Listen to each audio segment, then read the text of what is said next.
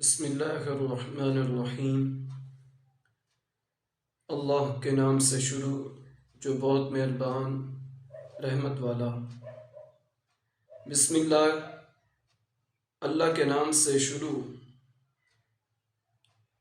علامہ احمد صابر رحمۃ اللہ تعالیٰ علیہ فرماتے ہیں کہ قرآن مجید کی ابتدا بسم اللہ سے اس لیے کی گئی تاکہ اللہ تعالیٰ کے بندے اس کی پیروی کرتے ہوئے ہر اچھے کام کی ابتدا بسم اللہ سے کریں، اور حدیث پاک میں بھی عام کام کی ابتدا بسم اللہ شریف سے کرنے کی ترغیب دی گئی ہے۔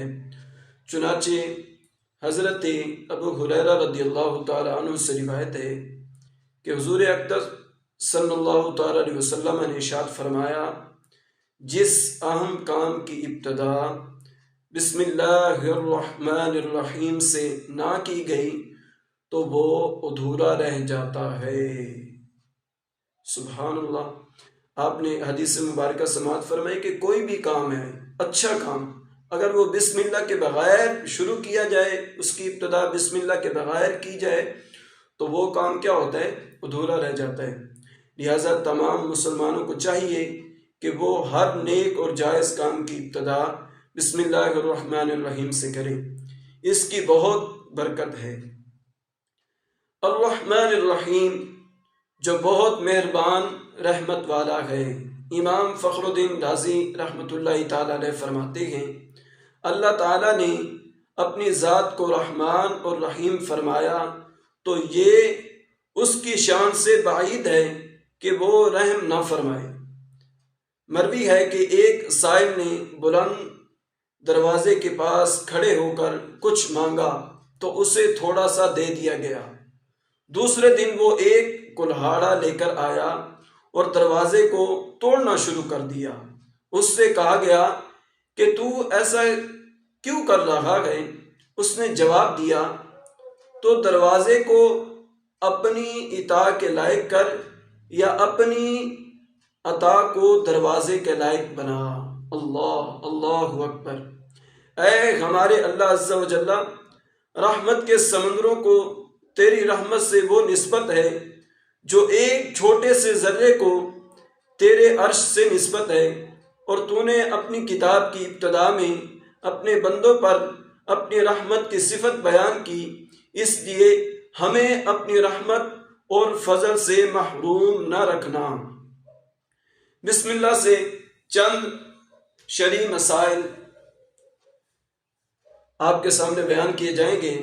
علماء کرام نے بسم اللہ سے متعلق بہت سے شرعی مسائل بیان کیے ہیں، ان میں سے میں چند آپ کی گوش گزار کرتا ہوں۔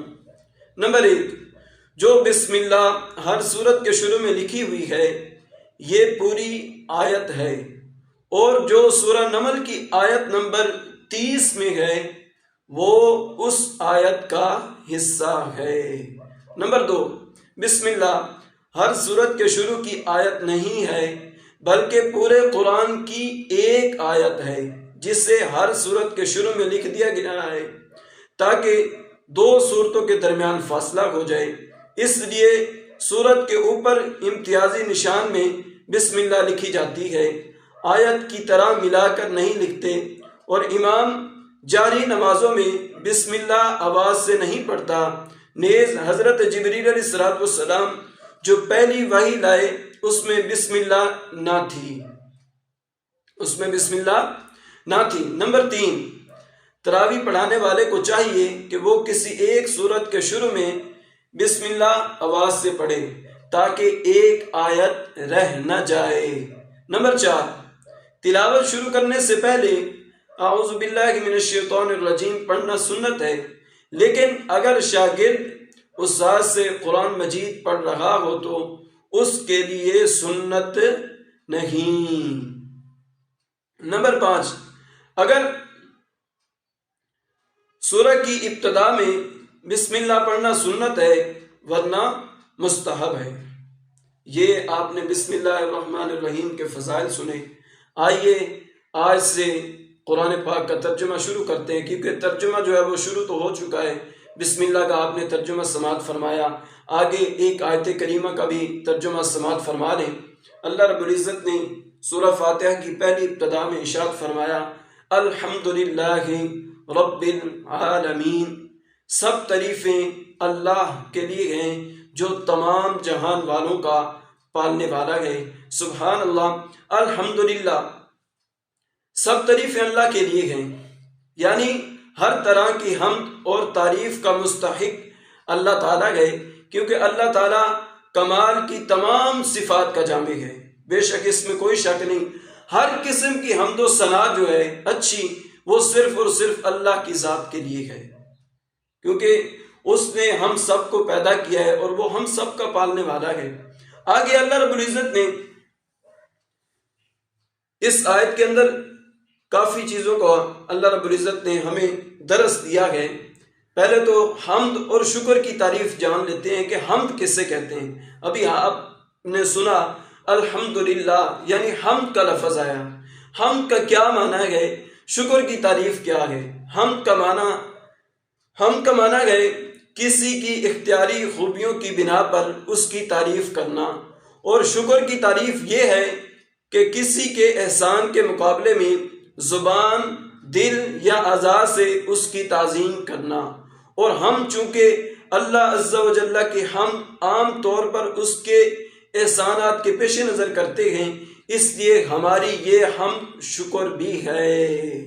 سبحان اللہ، اللہ تعالیٰ کی حمد و ثنا کرنے کے فضائل، یعنی جب ہم لوگ اللہ تعالیٰ کی حمد و ثنا کریں گے تو اس سے ہمیں فائدہ کیا ہوگا، ہمیں بینیفٹ کیا ملیں گے؟ اور ایک تو ہمارے علم میں اضافہ ہوگا، ہماری نیکیوں میں اضافہ ہوگا، ہمارے درجات بلند ہوں گے، اور ہمیں ایک تو اللہ کا قرب نصیب ہوگا۔ سبحان اللہ۔ آئیے اللہ تعالیٰ کی حمد و ثنا کرنے کے فضائل جو ہیں وہ آپ کے سامنے بیان کرتا ہوں۔ حدیث میں اللہ تعالیٰ کی حمد و ثنا کرنے کے بہت فضائل بیان کیے گئے ہیں، ان میں سے میں چند آپ کے سامنے گوش گزار کرتا ہوں۔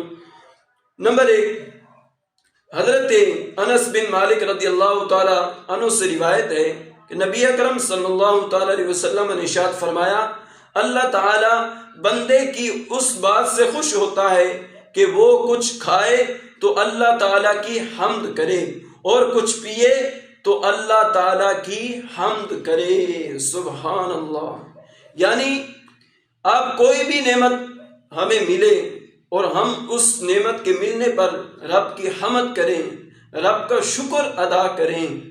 سبحان اللہ، سبحان اللہ، تو اللہ رب العزت کیا ہوتا ہے؟ اس بندے کے اوپر خوش ہوتا ہے۔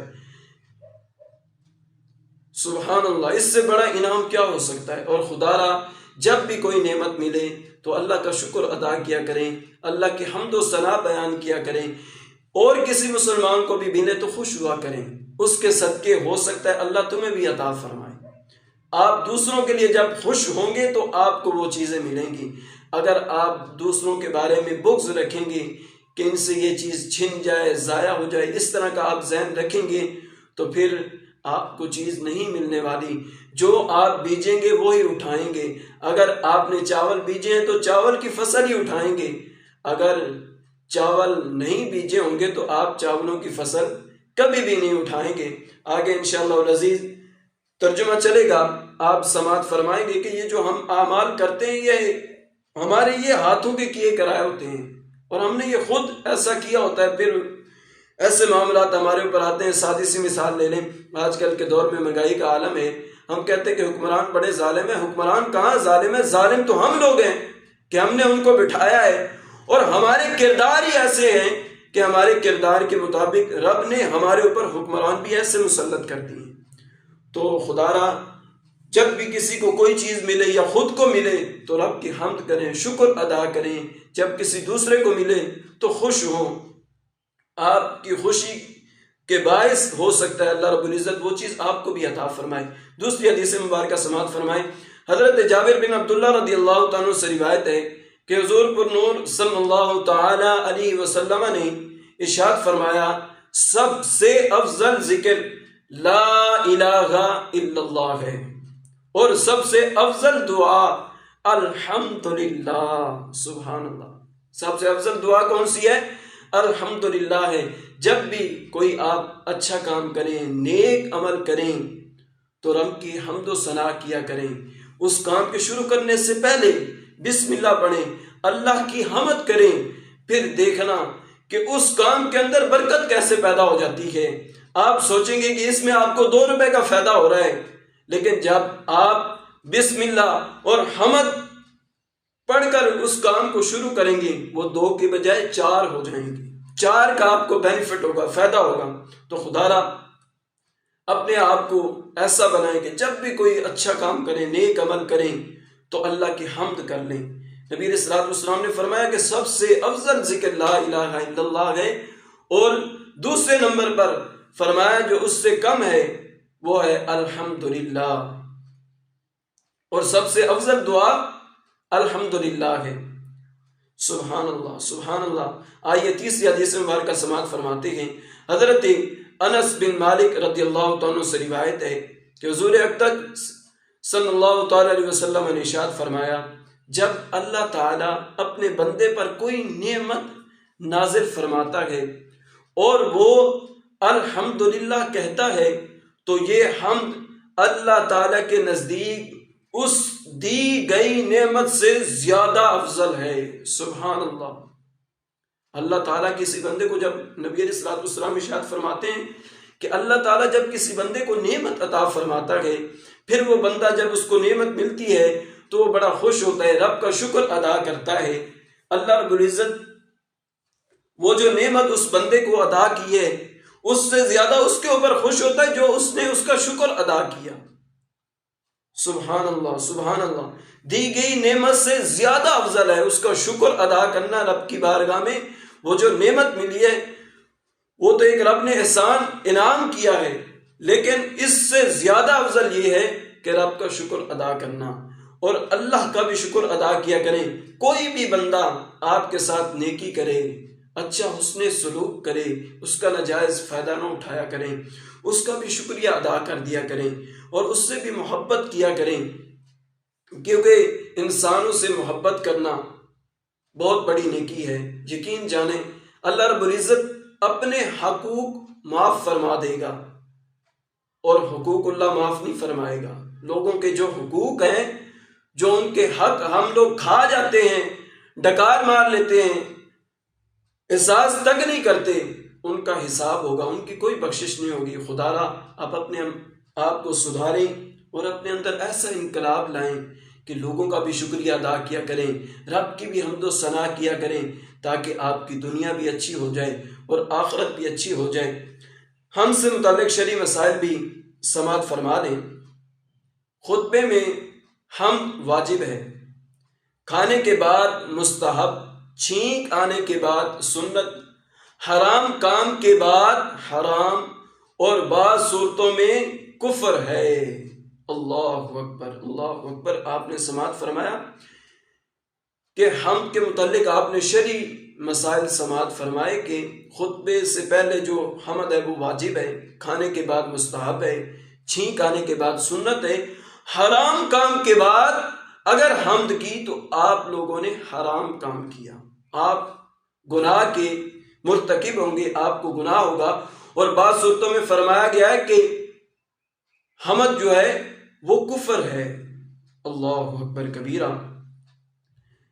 الحمد کے بعد آتا ہے للہ، یعنی الحمدللہ، ہر قسم کی حمد و ثنا جو ہے کس کے لیے؟ للہ، اللہ کے لیے۔